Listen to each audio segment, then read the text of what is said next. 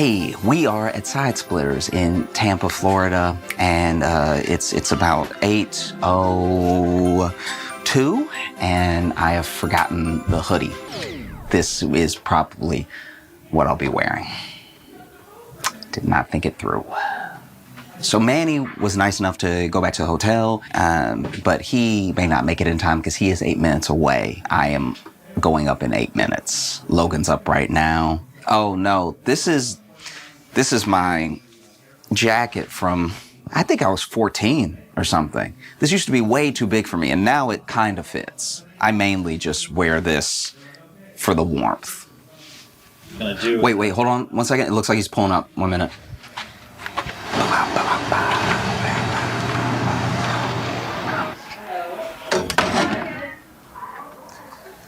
Okay.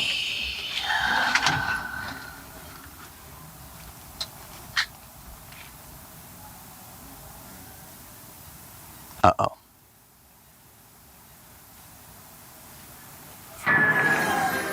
Oh, yeah.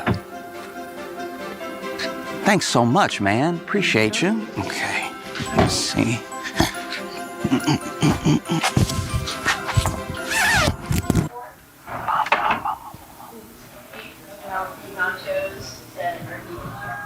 Yeah, he was just the newest correspondent on the Daily Show. I want you guys to start clapping, make some noise. Let's hear it for Josh Johnson!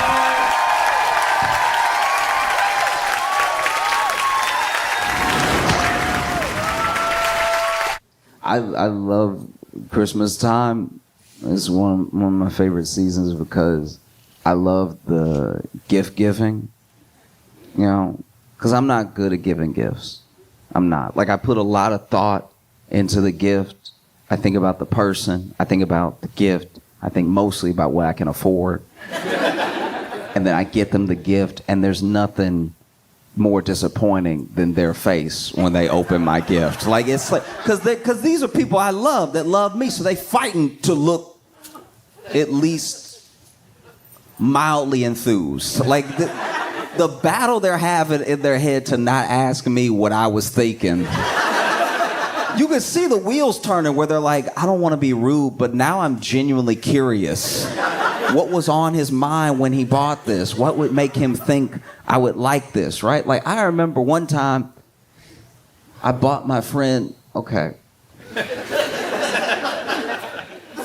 I bought them like a really nice, and it was expensive. It was very nice, and it was polished, but it was like a polished figurine of an Easter egg. And then they opened it, and they were like, oh. Oh is never good, by the way. Do you know what I mean? Like, even if you propose and then you hear, oh, it's about to be no. Like, it's very close. It's coming up. And so I gave them the gift, and they were like, oh. And then I felt like I needed to fill the space because they said, oh, and they didn't say anything else. But I was like, clearly I need to let them know why this is a brilliant gift. And so I was like, because you love Easter. And they were like, oh. And I hadn't been hit with 2 O's in a while. That second O let me know that maybe this is just bad. Maybe they weren't confused. Maybe they've decided they hate this gift. And so I was like, yeah, because you love Easter. That's your favorite holiday. I know it's Christmas, but it's still something to do with Easter now. Like, I got you something rather than waiting to give this to you on Easter. I got you a little bit of Easter in winter. And they were like, you could have got like a crucifix or something. And I was like, yeah, wow. That did not occur to me. I forgot you love Easter because you love the Lord. I just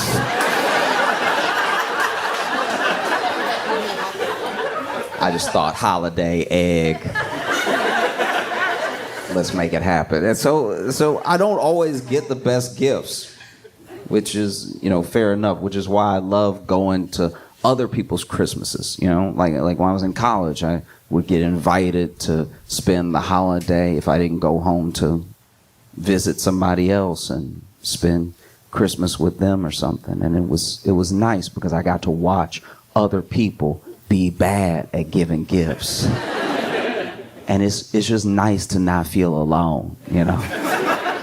I went and had Christmas with my buddy one time, and family was all around, exchanging gifts and stuff. And everybody was bad at giving gifts. It was a holiday miracle. You know, Dad got the mom some gifts, and she opens it, and she lifts it and shakes it a little bit. Oh, it's heavy. It's heavy. Unwraps it, and he got her weights.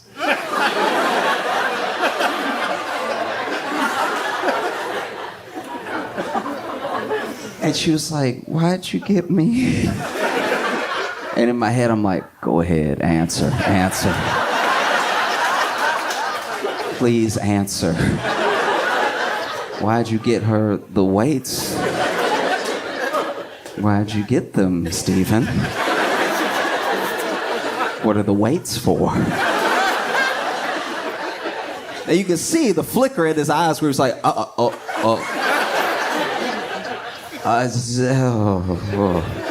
they were on sale. But it was fair enough because then he opened her gifts and she got him look, you think the weights are bad? This woman bought this man 50 Shades of Grey.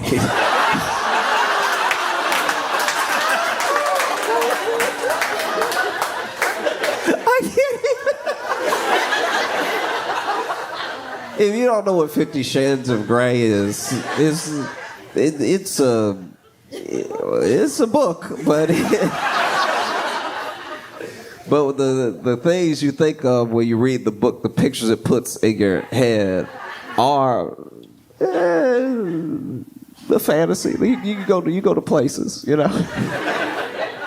And so the idea that she would get this man 50 Shades of Grey, I don't even know what the attack is. I don't even know if she's like, you need to read anything, read more, I don't care what it is, or if it's like, just do the book to me. Like, when is this man supposed to read 50 Shades of Grey at work? Is he just supposed to be in the break room hitting up that 50 Shades of Grey? This man drives a truck. You don't think anybody's gonna ask him? Hey, Stevie, what you reading? Oh no, it's just this book that, you know, my wife got me. This is a rich guy that's like getting involved with this young lady, and oh, you know, I can't tell. She's like, you should read more, or do that to me, or I'm done with it. Like, she had also read 50 Shades of Grey, so I'm like, she just didn't get him anything. And then it was my buddy's turn, and you know, I feel like it takes a long time for a child to be good at giving their parent a gift. The first few gifts you give your parents are from other adults. That's just it. It's just like, hey, this beautiful diamond bracelet is from you and me. We're going to give it to your mom together. And then you stand there all proud, like, yeah, the diamond bracelet is also from me. You know, with all my 5-year-old disposable income. Do you love it? And then your mom, because your mom loves you, goes, oh, what a beautiful, oh my God, hugs you all tight and everything, and you feel all proud. You didn't have to do anything. You didn't have to do anything. You didn't have to think of anything. Sometimes you get somebody, when you're little enough, you can get anybody anything, and they at least pretend to love it. When you're like 5, you could draw them a picture. I did that. There was a Christmas where I drew a bunch of people pictures. I can't draw at all. I gave them less than nothing. I wasted their time. I genuinely wasted their time because I wrapped the picture that I drew, and so they had to open it like it was about to be something. And the worst part is that I was like, oh, let me not let it get crinkled up or anything. So I had it in like an envelope with the wrapping paper around it. They probably thought it was going to be a check, anything actually valuable. It was too much work. There was a little bow on it. They had to move the bow. They had to unwrap it. They had to not crinkle it. They had to open up this envelope just to get a picture of them that looked offensive. When I think back to how I drew, there's no way I drew a good-looking person. I drew as best as I could put my hand to the page, and it wasn't good. Everybody's head was out of proportion. But I was little, so they pretended to love it. They were like, oh. And I think some of them did love it. Some of them probably did love it because they loved me. And they were like, oh, this person that used to not even exist, that's so little, so cute, love them so much. They did their best. And that's very sweet, right? But then you get older. And then it's like even more obvious you didn't get the gift. You know? It's like, oh, you know, maybe your dad comes up to you, hey, these earrings, they're from me and from you, okay? Because you were with me when I bought them, and you helped me pick them. And then tells your mom, earrings are for us. Earrings are from you? Yeah, they're from me too. With all my 9-year-old disposable income. And I was the one that pointed, so also from me. And then around like 12, 13, it's time to get a gift. Like a genuine, like something. Put in some effort, right? You can't lean in on dad's gift anymore. And now you're on your own, and this is where I really failed. This is where I fell apart, because I was like, okay, what can I afford? I could probably get her some candy. What does she like? All right, she already has a Bible. This is going to be tough, you know. And gift giving is such a skill.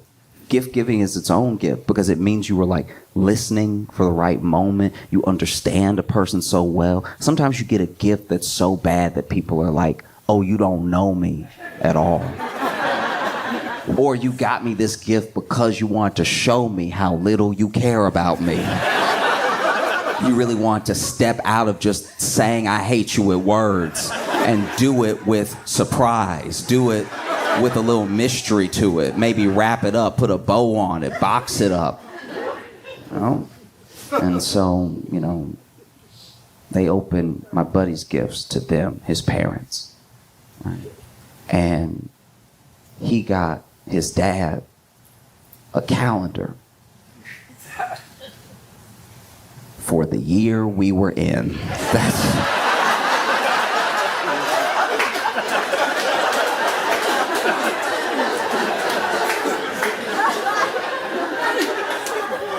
almost all of the calendar had happened.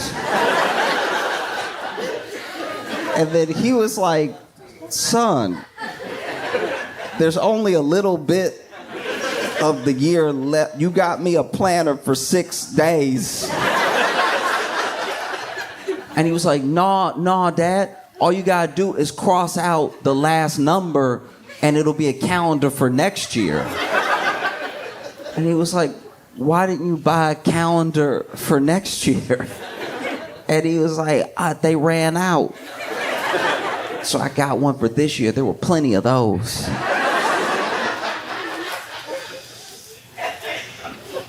And he's like, son, that won't work because the days also change. It won't just work to put, because it'll be a different day of the week when it's that date. Next year is a leap year. Oh, my bad. Okay. I can return it. And then my buddy got his mom a copy of 50 Shades of Grey. And it's like, I was like, do you not know what the book is? In what world? One of the worst gifts I've ever seen somebody give was a cat. This dude got his girlfriend a cat, and it would normally be adorable, right? Except the cat was fully grown and had already decided it hated people. I don't know where he got this cat from, but this cat, first of all, the cat was barely a surprise. They knew it was a cat as soon as he tried to give the cat, because what he did was he tried to put the cat, so you know the crate that you put a cat in? He had the crate, but he had wrapped it, and he had put the little like slits for, you know, the front for air in the thing. But as he's handing her this thing that's way too heavy, he's handing it like this, and inside she can hear, like it's... The cat isn't meowing. The cat is screaming. It's guttural. It's coming from the back of the throat. And then she rips the wrapping paper out of the way. And the cat is like,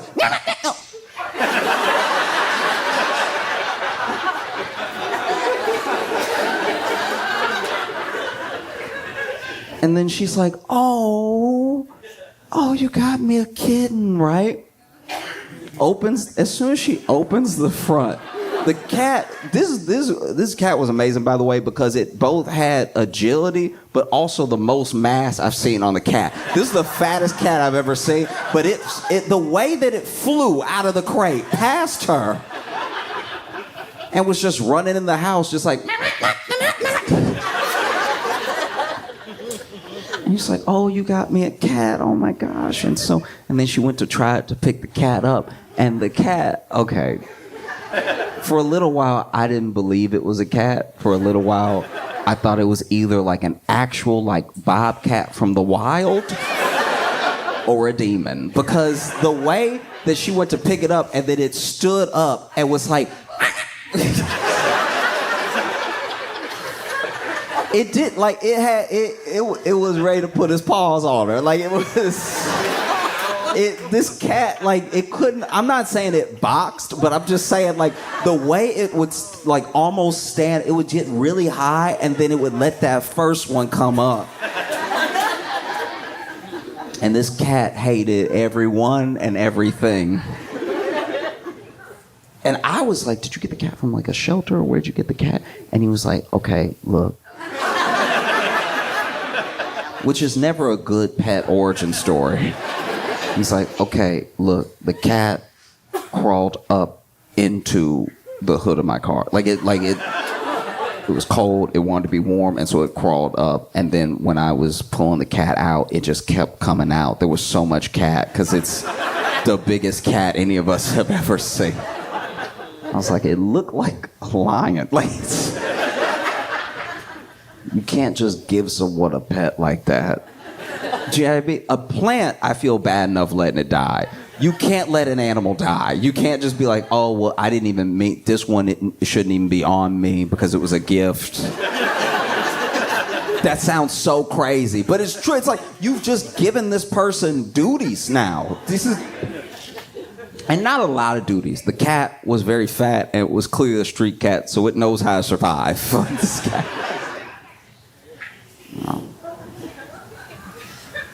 I don't know if y'all saw, but a lot of the Amazon workers went on strike today. Like, a bunch of them went on strike, yeah. Which I think is phenomenal, not just for workers' rights, but because I low-key have not got anybody anything yet. And, like, that's... Ooh-wee. When I was like, hey, yeah, give them whatever they want, all right? They should stay out there till January 2nd or something.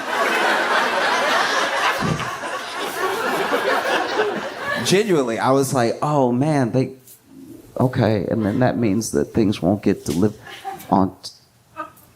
We serve a mighty God. We serve... You know? But yeah, the Amazon workers are striking. It's one of the biggest strikes against Amazon ever. I think it is the biggest ever against Amazon. It's in different places and everything. And it's coming at a time where Amazon needs them desperately.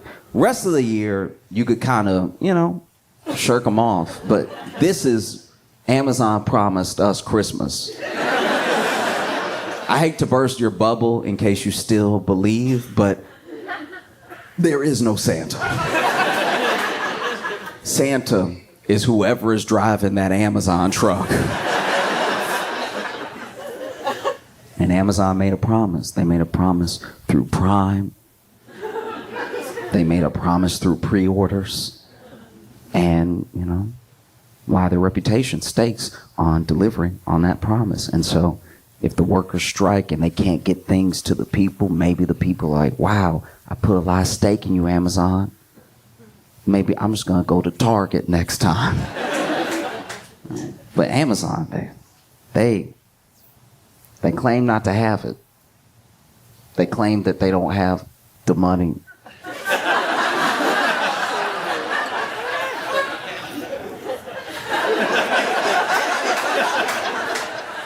If it's laughable to you, then imagine if you work at Amazon. And you just looking around like, oh, so y'all don't have it. The boss went to space. Tell me what you don't have again. Oh, we don't have it. We're not able. We need too many people working at the same time at a pace that's unrealistic because we tried to replace you with robots, but then, the robots killed themselves.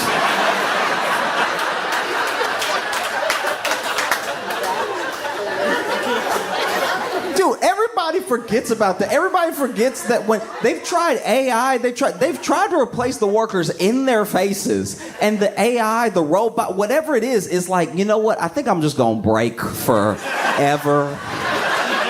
The robot will do everything except hit itself in the head. That's wild. That's so crazy that you would just tell us you don't even have. That's one of the main things I can't stand about a lot of big companies. And don't get me wrong, right? In the future, you may even see me do like a partnership with a brand that I like. I'm not saying business in and of itself is evil. I'm not saying big business in and of itself has to be evil. I'm just saying the way that some of the most profitable companies in the world have worked is evil, right? And so my thing, especially with Amazon, is that there's always, for you, the customer, there's always surge pricing. There's never, across any company that I know of, outside of overtime, surge pay. That's all you need. If you had just been like, listen, for 3 months, working at Amazon's gonna be the most profitable. It's gonna be the most profitable thing an employee can do. We're gonna pay you 2x, 3x, whatever it takes. Because we also know how much money they made because they tell us. Why would you do that? Why would you go on the news, by the way, to be like, Amazon made a record-breaking whatever billion today on Prime Day, and then tell the people that work there, y'all, we ain't got it. The boss needs to go to space again. No, it's insane. Because it wouldn't do, I don't know, it wouldn't do what companies claim it would do, to pay more, if nothing else, during the seasons that you're asking them to work more. And we can't even begin to fathom the conditions all around that are like in an Amazon warehouse. We hear about them from time to time. People get fired or they get hurt or they quit, and then they tell us. And it never gets like fully enveloped all together. One, because there's not enough time. Too many people have been screwed over. It's like, we all know somebody who dated somebody that was like trash, right? Like they dated a bad person. After like the third testimony of dating this person, you're like, I don't even need to hear anymore. This person is undateable. They shouldn't be out. You know, and that's what it should be like with Amazon, but it's like the stories don't get to enough people, and there are people that are like, oh, I got docked pay for going to the bathroom, what they want me to do, or I got hurt at the warehouse because everybody's trying to meet these like specific time-stamped goals, and if they don't meet them, they might get fired, and this is the job that they have. This is how they're going to pay their rent for the time being to make ends meet. So they're pushing the cart extra fast, not looking where they're going. They run over somebody's foot. They drop a box on somebody's head, and then there's a whole system in place. Instead of making a system to make it safer, instead of making a system to pay people more, or instead of making a system that just functions better, there's a whole system in place for when things go wrong. So that way, they don't have to pay people out, or they don't have to. You would rather hire a lawyer to come up with the type of NDA that when someone dies at work, their family can't sue, than to just do things the right way, Because we've decided that it's like more profitable to be a bastard. But like, I guess my thing is this: at a certain point, the fact that no money is enough, right? The fact that there's no number, you can't get higher than space. Do you know what I mean? The man has been to space. There's nowhere else to go because he's not going to heaven. There's no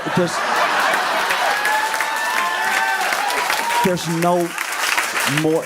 You have enough money. I'm not even saying that as someone, look, I'll be very honest with you right now. I would like to, in my lifetime, make a lot of money. I have no gripe with people who have a lot of money. It's only the way in which they make that money. That's all that ever bothers me when it does bother me. I usually don't care how much money anybody has. We're all on a different path. Some people are born with money. You can't help that. Some people make a lot of money through everyone wanting to buy their product. You can't help that. I'm not jealous of anybody. I want everybody to do well. It's just, I look at the state of things, right? And there's no perfect system. I'm not saying I have the whole answer. The answer is you're going to have to make less money. But I don't have an answer that they would like or implement, I guess my thing is this: if we want to help the workers as much as possible, bodies get put on the line when they try to meet these goals, right? It's one of the things that they're protesting, one of the things that they're striking against is that they have to put their bodies on the line to get things to us, the consumer, right? When we order. Because for us, it's just a click. For them, it's their body, it's their livelihood, it's their life sometimes. And I think the only way to fix this, at least temporarily, is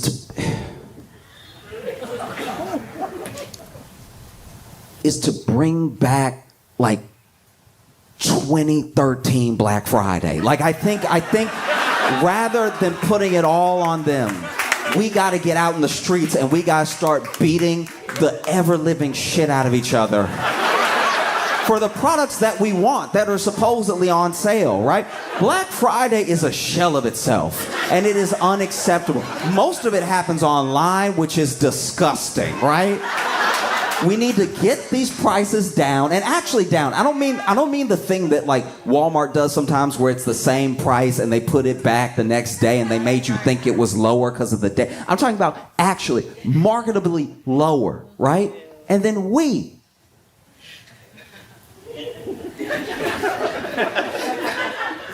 have to start training in August. Okay? We need to start practicing, maybe even with family. Bring the family. Let the family come early, all right? Throw some bows, right? Make sure that grandma's shuffle is good when she's trying to get through people. Make sure that the youngest brother can really handle that offensive line that you're going to need to create to get to the register, all right? Make sure his tackle is good. And we need to get back in stores the way that it used to be. One of the problems is Amazon's too powerful. They wouldn't be too powerful if we started shopping again at the stores that we shopped at before Amazon, right? One of the other things is that, that dopamine hit that you get when you buy the thing and then the thing comes the next day. I'm not saying you don't deserve your dopamine hits. I'm just saying it's a much stronger dopamine hit to knock the hell out of somebody for the TV that you want. This is America. You gotta earn your dopamine. Okay? The amount of strangers that we used to have. America used to come together to be divided for one day. Used to wrap that wrist around the throat of a neighbor. And you used to sink that choke in tight. A choke that would make John Jones proud. A choke that would mean that your family got to play the board game Sorry that night. Because you went in and you choked until you saw a little bit of blue. Just a touch. Just so you knew they wouldn't fight anymore, and then you let them go, and you didn't drop them. You're not a monster. You placed them down gently. It was the next person running up that stepped on their chest. It is the American way to build community through violence. Okay? We used to do it. We used to get in there. We used to make it messy. You know? You would have like, you'd have a couple scrapes, you didn't know where they came from. You know what I mean? You'd have a whole cut on your arm and you'd be like, makes sense, but I don't know when it happened. But I don't know. I'm bad at giving gifts, but I hope that everyone striking for Amazon gets what they want for Christmas. Genuinely, I do. Like,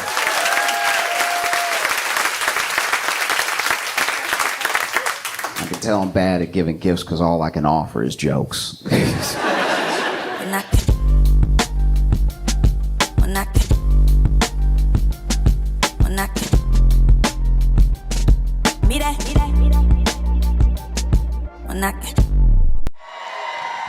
You've seen him all over the Daily Show. You've seen him on YouTube. I want y'all to put your hands together, put your hands together, put your hands together.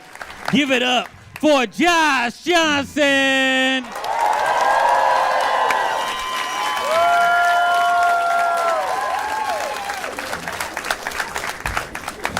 My most recent obsession is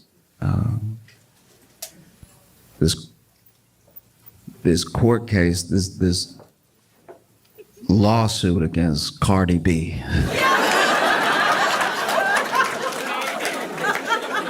All right. If you're not familiar with Cardi B is a rapper, and she is also a national treasure. Cardi B is incredible, and this case is pretty wild. Basically, what is being alleged in this case is that Cardi B assaulted a security guard. It's alleged that Cardi B assaulted the security guard, and you hear both stories throughout the case. The security guard's story is that she was at work, securing the building. And then Cardi B walks in, and then she's like, "Oh, Cardi B." And Cardi B didn't seem to like that she was approached, that Cardi B was like, "What are you doing right now? Why are you in my face?" And that Cardi B got nasty with her very quickly. And so they were in the elevator together, and she said that she followed Cardi B out of the elevator to clear up any confusion. I don't know if it was to apologize or anything, but she admits that she did follow Cardi B into the elevator and out of the elevator. And then she said Cardi B really lost it and started cursing at her and everything, and then started swinging on her and stuff, and that she got a little nick on her cheek from Cardi B scratching her face, right? And then the receptionist and the doctor that Cardi B was there to see, because Cardi B was in the building for a doctor's appointment, that they broke up the fight, and then everybody went about their way. But because of this assault, because of this nick on her face, she is suing Cardi B for about $24 million.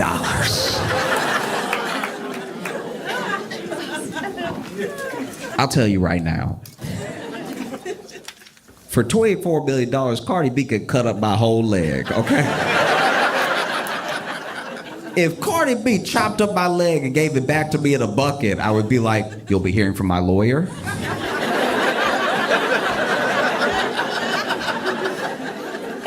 $24 million. That's crazy. So then, Cardi B's account of things is that she was going to the doctor. At the time, she was pregnant. She didn't want anybody to know she was pregnant. She didn't tell anybody, and she didn't even tell her security guard where she was going that day, her personal security, because she was just trying to keep this whole thing private, right?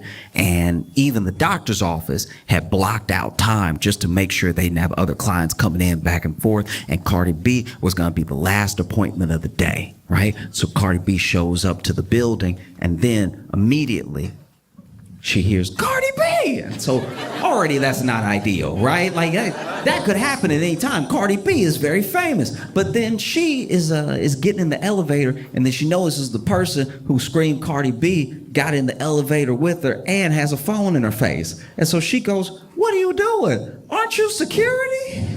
Because she had security on her hands. And then she's talking to her while she's in the elevator, and then she exits the elevator, and she says she can still feel this person behind her. So then she turns around, she's like, "Hey, what are you doing? Why are you recording me? You gotta get out of my face. I'm trying to go to the doctor." And then that's when the person who was recording her, the security guard, got real angry and was like, "I could do what I want. It's my phone. This is my building," which is a misunderstanding of what security is.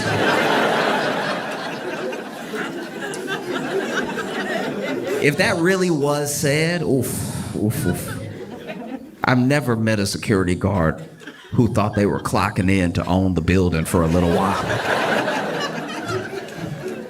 But then they got into what Cardi B says was only a verbal altercation. There was the receptionist and the doctor that came into, I guess, the hallway to break things up. But she said, I didn't touch her, she didn't touch me, so I didn't really think of it again, you know? Because if you don't know Cardi B, you should at least know that she's used to verbal altercations. I'm sure they don't stick with her. She was on Love and Hip Hop. And so then she just sort of goes about her life, and then she gets hit with this $24 million lawsuit. This whole thing, to me, just my opinion, but this whole thing feels like when that dude tried to sue Gwyneth Paltrow for millions. Remember that dude, Gwyneth Paltrow, if you weren't familiar with this, basically Gwyneth Paltrow went skiing one time, and then this other dude went skiing, and I don't know exactly how it went down, but I guess they bumped into each other at some point, and then the guy got up and he was like, "Wow, you're Gwyneth Paltrow."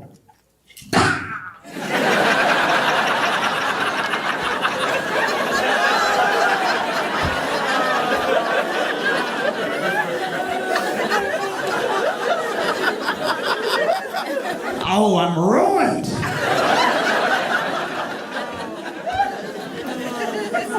No, because this is the thing. Coming after Cardi B seems like kind of easy in a lawsuit like this, just because she was on shows like Love and Hip Hop, and in Love and Hip Hop there's a lot of this. In Love and Hip Hop, whether you're watching Atlanta, Hollywood, New York, there's a lot of almost fights. You know what I mean? Usually it is stirred up by the producers. They get everybody nice and drunk, and then they're like, "Hey, you won't believe what she said," and then they always believe what she said. And so, you know, Cardi B's been known to pretty much never back down. In fact, there was this old case. I don't think anything ever came to it in like a court sense, but Cardi B was doing I think it was a festival, could have been a concert, and somebody threw something on stage. You know, somebody threw like a water bottle, and this has happened a lot in like the past. I don't know. People lost their minds through COVID and everything, and now people sometimes even film themselves throwing something on stage. I don't know if it's like to get a reaction out of the performer, and every performer has a different reaction to it. There are some people who, as soon as something gets thrown, they walk off stage, show's over, and they don't even try to continue. There are some people that try to dodge it, act like it didn't happen. There are some people that try to dodge it and then try to find the person who did it and get security to kick them out and everything. Well, basically there was a time where someone threw a water bottle at Cardi B, And I believe she dodged it, but she must have seen who did it because she immediately threw the microphone at them.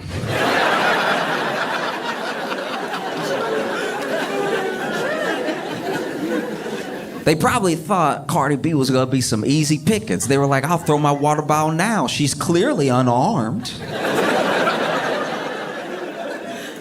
And can I just say, throwing a microphone at somebody is one of the funniest projectiles to throw. Because it's the only one where you get to hear their reaction to something being thrown at them in real time. Imagine Cardi B throw a microphone right back at them and they're like, oh, is that a...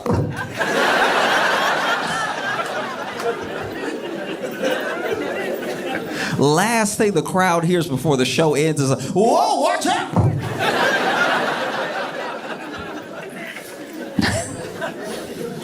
Even better if they turned around, they threw the water bottle, they're like, I think I got it!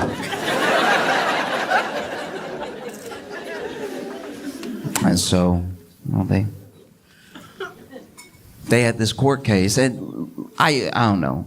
Cardi B better than me. If it were me, I'd be losing my mind right now. $24 million for. That's what she's alleging. Like the security guard is alleging. $24 million. I don't even think I got $24 million worth of head. I think even if I was in a horrific accident, I'd probably only get like 10, maybe. And that's with half the head missing. $24 million just feels insane. And so, you know, they go to court and Cardi B's got a lawyer, security guard's got a lawyer, and security guard's lawyer does seem bad at this. I don't know the law. I'm not a lawyer. I don't even know some of the stuff they're saying. When they get into like the real nitty gritty, like the weedsiness of the law, I don't know what's happening, right? All I know from all my hours of watching Law and Order is that if you're a lawyer and you're talking in court, you're talking, right? And then the other side keeps saying objection, and then the judge keeps saying sustain, you're not exactly doing well. And that's what's been happening this entire trial. The judge basically sustaining the whole thing. Like, this lawyer for the security guard keep withdrawing his own questions mid-question because he can feel a sustain coming. And like some of the questions don't have anything to do with anything. It's one thing if you're badgering the witness or you're really trying to like rile them up and get them to admit something, you try and catch them in a lie or something like that. It doesn't even feel like that's what's happening. This dude will just be asking questions that have nothing to do with anything or the case. It feels like he's just a Cardi B fan. The amount of times that Cardi B's lawyers have had to say objection, relevance is astounding. He's asking her all sorts of questions. At one point, though, he gets back on track and he asks Cardi B, you know, you're saying that you felt threatened by my client. You know, the security guard says, client, you saying you feel threatened by my client. I'm wondering why you feel so threatened. What was the issue? What was the issue? And then Cardi B says, I was pregnant and she's coming at me. I think she wants to beat me up and I'm pregnant. Hello? Hello? And then he goes, hello, hello.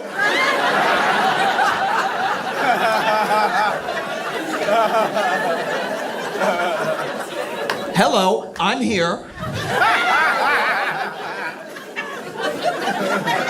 And that's when it occurred to me that maybe what's happening is that this security guard's lawyer, maybe, just throwing it out there, potentially has never met a black person. I think if you've never met a black person in your life, and your first black person is Cardi B, that's a bit of a crash course. That would be like if I never met a white person. in my life. Never met a white person, never talked to a white person, didn't even see one in a movie. Never met a white person. Then my first white person ever was Bill Nye the Science Guy.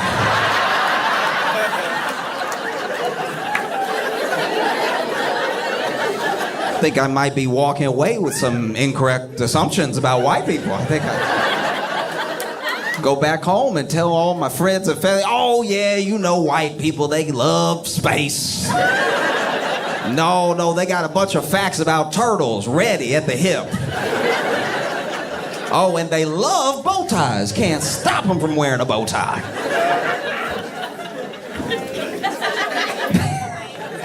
The only time I've seen something like this exact moment, this type of thing, this like misunderstanding in that way, was on a TV show called To Catch a Predator. Okay, I don't know if you remember To Catch a Predator, but in case you never watched it, this was some insane reality TV. Basically, To Catch a Predator, they did just that. They would lure and then trap predators online who thought they were talking to underage kids, right? And they would have all these long conversations with them, and then they try to meet up with them. But when they tried to meet up with them, they would go to like the Sting house, right? And at this house, they would show up thinking they're meeting this underage person. Turns out they're meeting Chris Hansen. If you don't know Chris Hansen, you don't know Dateline. All you need to know about Chris Hansen was he was the To Catch a Predator. Oh, you'd hate to see Chris Hansen coming if you were a predator. And so they would lure these predators to this house, and then especially season 1 was like no other thing. Season 1, when people didn't know what was happening, that was some of the wildest television I've ever seen. Because they didn't know who Chris Hansen was, all of them. Some of them did, right? But most of them did not. And so they'd show up to this house thinking that they're gonna meet this underage kid, and they might even call out a name or something. Then Chris Hansen would walk in. Chris Hansen walk in holding some papers and everything. Now, because they don't know who Chris Hansen is, they think maybe this is the person's dad or something. So they immediately, they feel caught, but they don't know how caught they are, right? So then Chris Hansen would walk in and be like, hi, how's it going? And then he'd tell them to sit down, and they always sat down. Chris Hansen would sit them down, and then he'd ask them what they were doing here. And they'd try to come up with some sort of lie on the fly or something. And then he would ask them how they know this underage kid, and they'd try to come up with some lie on the fly, something like that. And then Chris Hansen would be like, oh, that's interesting because I have the transcripts of your conversation. And no matter what color they were, you watched the color leave their face. And then Chris Hansen would ask them what they meant by certain things in the transcript of the messages and stuff, and these people would just sink. They were terrified, devastated, right? And then Chris Hansen would be like, okay, all right, you've answered all my questions. You can go. And even the predator would be like, what? Really? Like, yeah, you can go. You can go. And they'd be like, oh, okay. I mean, I thought my life was ruined or something. All right. And then they would get ready to walk out. And when they walked out, they were immediately tackled by the local police department. And not just tackled, like properly football tackled. This would have been unnecessary roughness in the NFL. This is the only time nobody's gonna take you to task over police brutality. You know what I mean? Because the police, to their credit, they would announce themselves and say, get on the ground. They were just saying, get on the ground when they were already airborne. Police would be in the air, legs up. Get on the ground. It's like, you know your shoulder about to be in his neck. They would tackle him and they cuff him up and then they throw him in the car and they take him to jail. And then in jail, they would go to the interrogation room and they'd have to answer all of Chris Hansen's questions all over again. I guess him asking was just practice. You know, and there was this one time where this guy comes in and I don't remember what season it was, but this guy had a very interesting aesthetic. Like he was white, but he had a very like Vanilla Ice vibe to him. You know what I mean? And so he walked in, but when he walked in, he was like.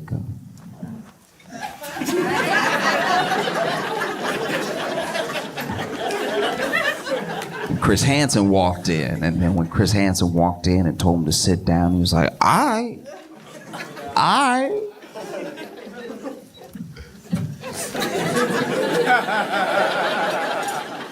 And then Chris Hansen does the thing that he does, asks him why he's there, asks him why he's been talking to this underage kid and everything. And then a thing I forgot to mention before that also happened in all the episodes was when Chris Hansen finally announced himself, where he was like, I'm Chris Hansen with NBC's To Catch a Predator. Cameras would come out from all these different rooms, right?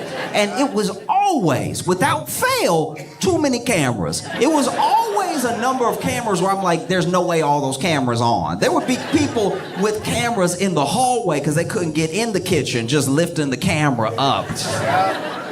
Be way too many cameras. And so then the cameras roll in once Chris Hansen announces himself, and then this guy sitting there pulls down his cap a little bit and says to Chris Hansen and all of the cameramen, I'm not really trying to be on TV, you feel me?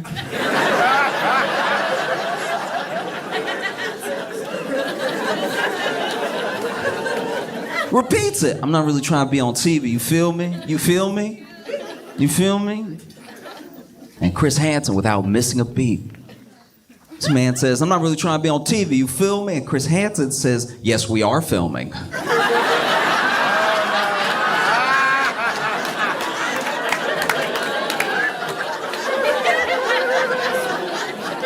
And I haven't seen such a misunderstanding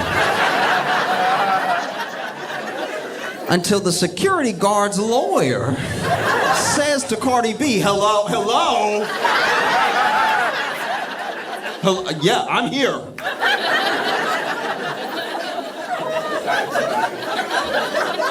That man lucky. That man lucky Cardi B at no point in her testimony hit him with a like that. That would have broken his brain. That would have ruined his life. He would have bent his knees. Oh! Everybody get out! What's happening? No. Because once again, this dude is wild. This dude is asking her questions about things that have nothing to do with anything. At one point, I think he's really, in his head, he's having his like Perry Mason runaway jury moment. Like he's doing something right out of Law and Order in his head because he gets his planted stance. He starts going in on Cardi B and he says, today versus yesterday, all right? Yesterday, you had short black hair.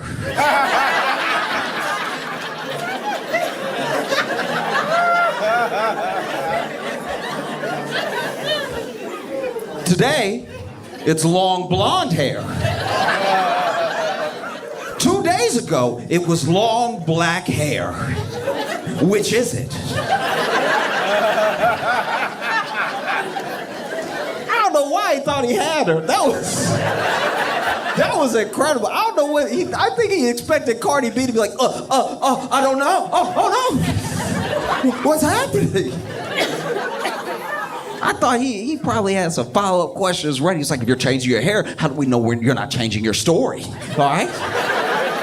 Miss Cardamom Basil. If that is your real name.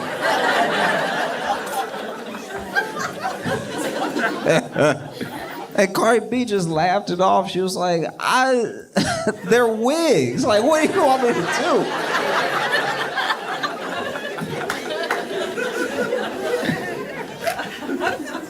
And then, he gets into the stuff that's more relevant to the case, and he's trying to grill her back and forth with question after question after question. And he finally gets to this point where he's like, why did you feel threatened? She says the pregnancy thing and everything. But he's like, you said yourself that my client is about your height. Why would you be intimidated by her? And then Cardi B goes, yeah, I mean, she's a little bit taller than me, but she's bigger than me and everything. And I don't know what she wants to do. Now it seems like this person wants to beat me up. I don't know. Like, I don't know if they went from wanting a picture to beat me up or just wanted to beat me up and record. I don't know what's happening, right? And so then this guy goes, why are you so intimidated by it? You're saying that she's bigger than you. What makes you say that?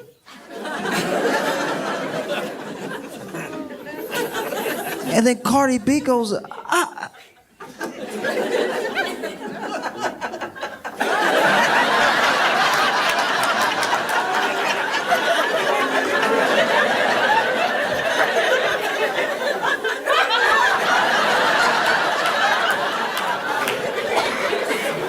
like, do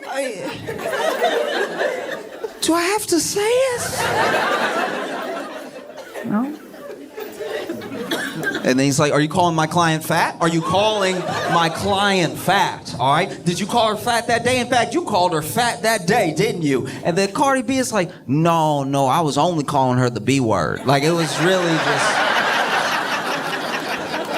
just that. I didn't really have time for anything else, Sort of said that over and over again. Didn't really get to work in any other details.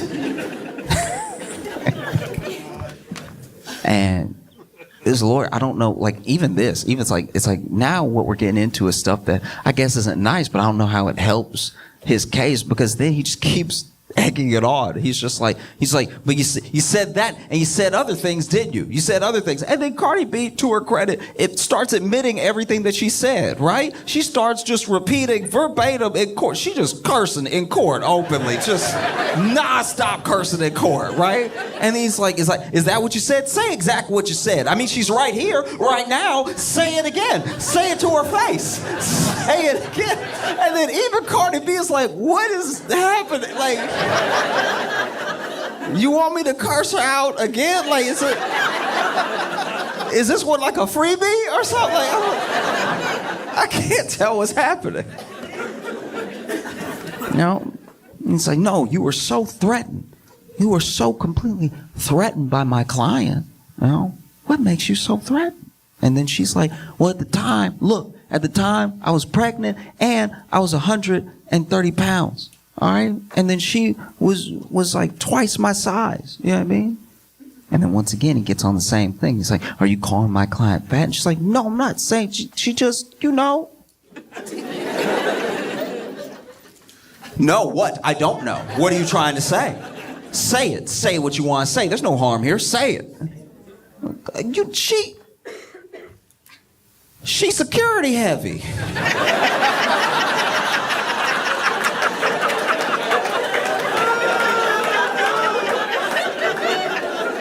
That's so much worse.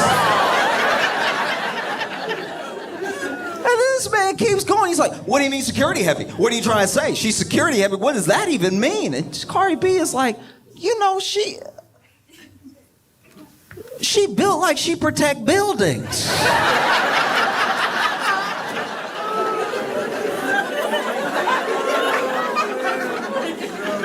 If it were me and I was Cardi B, I'd probably be sitting there furious. Cardi B better than me, I'd probably be sitting there so angry. I'm just trying to live my life. I was trying to go to the doctor privately. My business is always out there. People get paid to get up in my business and everything. And I'm just trying to have a quiet moment. I'm not feeling well. I believe was her first child and everything. No one knows that she's pregnant. And then this whole thing blows up, and then she gets sued for $24 million. And, she's better than me. I'd be sitting there furious at that lawyer. And if I was a security guard sitting there watching this happen, I'd be furious at that lawyer. What are you doing? You're just getting me roasted in open court. This doesn't feel like it's getting me any closer to $24 million.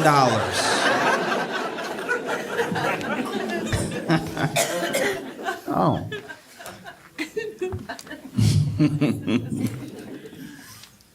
Because I'm not going to sit here and act like I'm better than anybody, okay? If times get tough, if things get rough for me, I run into George Clooney.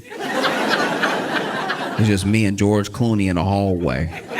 I know I haven't been able to pay my rent or anything. Is his word against mine? I'm gonna see George Clooney. I'm gonna put my hand on the ground. I'm just gonna.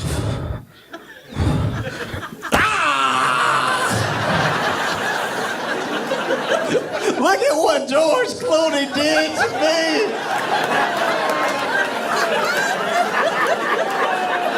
Why would Ocean's 11's George Clooney do this? I thought he was a good man. I can't believe that Ocean 12's own George Clooney would step on my hand like this. What's that you say? He still owns the tequila company?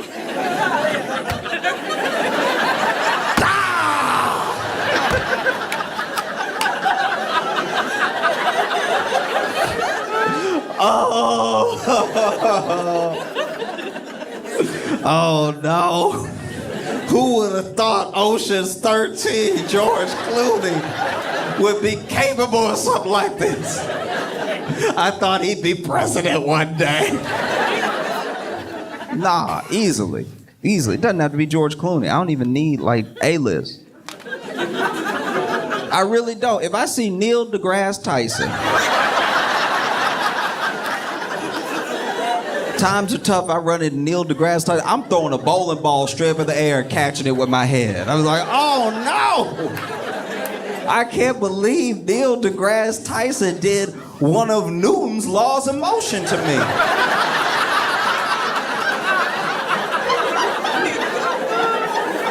I think it was the first one.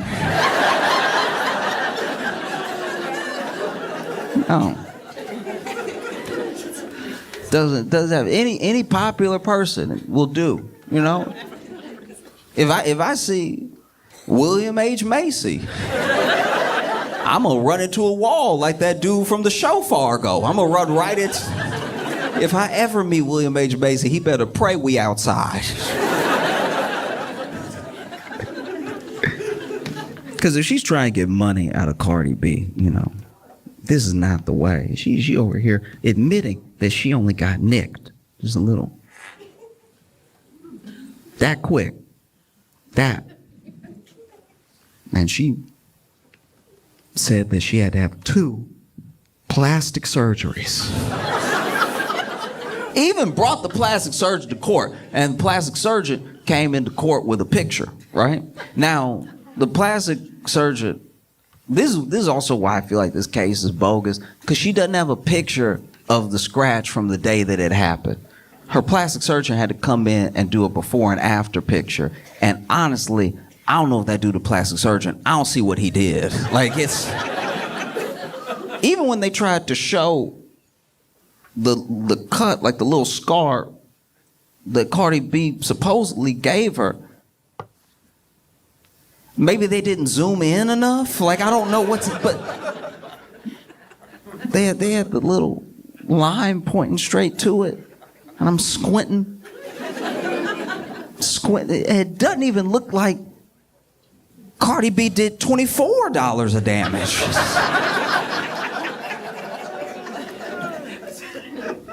Oh, you try and get money out of Cardi B, this is not the way to do it.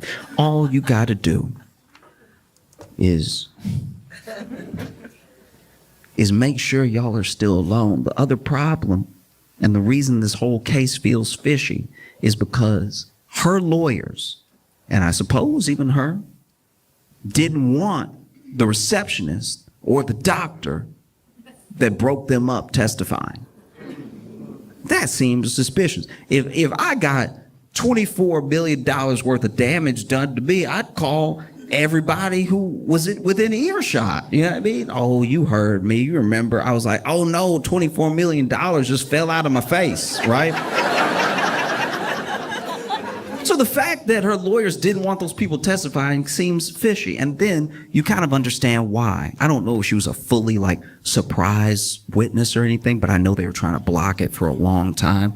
And so the receptionist finally sits down on the stand and testifies, right? And the security guard's lawyer is over here asking just all the relevant questions, right? And some of the questions are getting objected to and then sustained because they're a little leading. You know what I mean? Like he asked a question about how wasn't it my client's job to see fit who should and should not be in the building? And then obviously Cardi B's lawyers objected because how is the receptionist for one office building in this entire building supposed to know all the ins and outs of the security guard's job, right?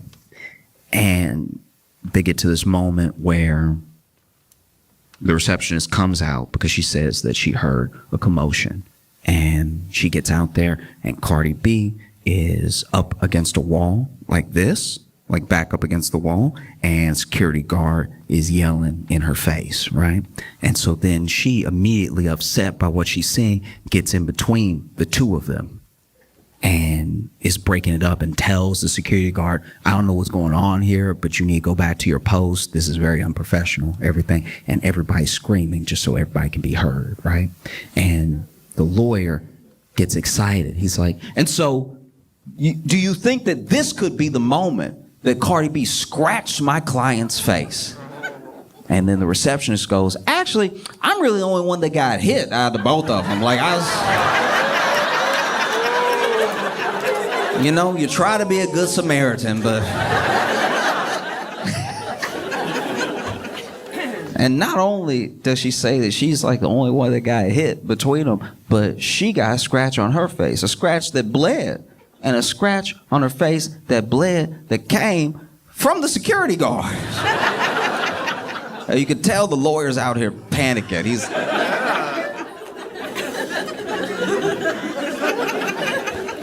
Whoops. Okay. All right. And so then he starts, in my opinion at least, sort of like badgering her a little bit with questions to try to like double back from the fact that now it looks like the only person that may have assaulted someone is his client. And so he then says, he's like, yes, but you also weren't there the entire time, so you didn't witness the entire altercation. Maybe Cardi B spit on my client before you got there. Maybe she scratched her face before you got there, but you got there and you broke it up and you say that you didn't see anything. But maybe something happened before you got there. You don't know. You don't know. And then the receptionist was like, yeah, I guess I didn't know what it was like to be there till I was there. Yes, I suppose. You got me there. Because it's not just the scratch, I should point out. The scratch is the main thing, but the security guard is also, to my knowledge at least, alleging that Cardi B got her fired as well. You know? And then they had the doctor testify. And I won't say that the security guard's lawyers tried to poison the jury, because they were pushing a narrative the entire time. And the narrative was that obviously the receptionist and the doctor would back Cardi B because she was a client of theirs, a patient. So it benefits them to back up her story, right? And they even say as much while the two people are on the stand, you know? But then the receptionist says, no, actually, the security guard hit me up and said we should sue Cardi B.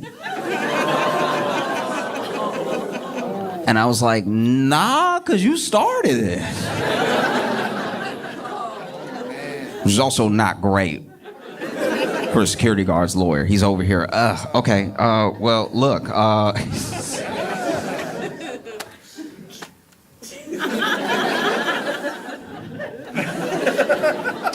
nothing further. And then they had the doctor testify. Now, the doctor was the last to the scene, so by the time he comes out, the receptionist is getting in between Cardi B and the security guard. So he said he was also very upset about what was happening, you know, and he was trying to make sure this thing got broken up. Now, the doctor said, look, what I saw wasn't just unprofessional, it was very concerning to me. And I got out there, and the only thing I could think to do was try to match the body language of the security guards. I don't even know what that means, but I imagine it means he ran up out there, he saw 3 people arguing, and he was like, hey!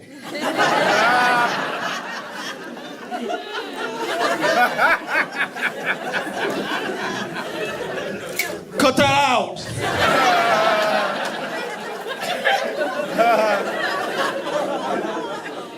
Because by his own account, it's not like he the one pulling people from people or anything. Reception has already broken it up and taken some punishment, and so...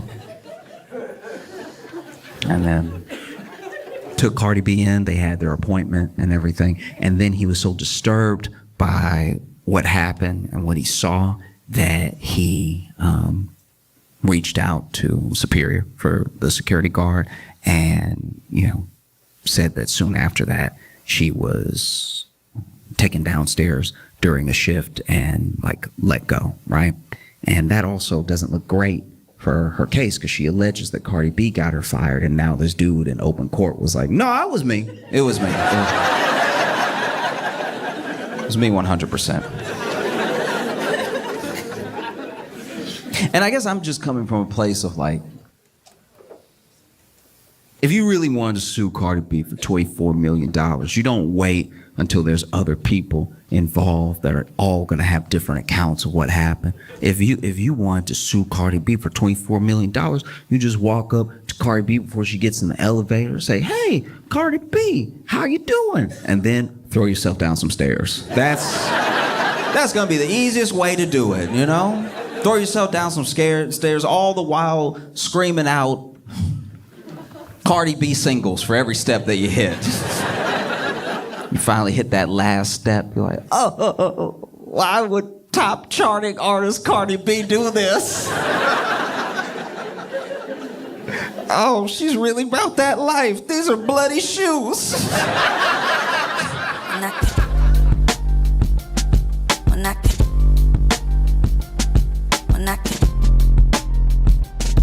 Mira.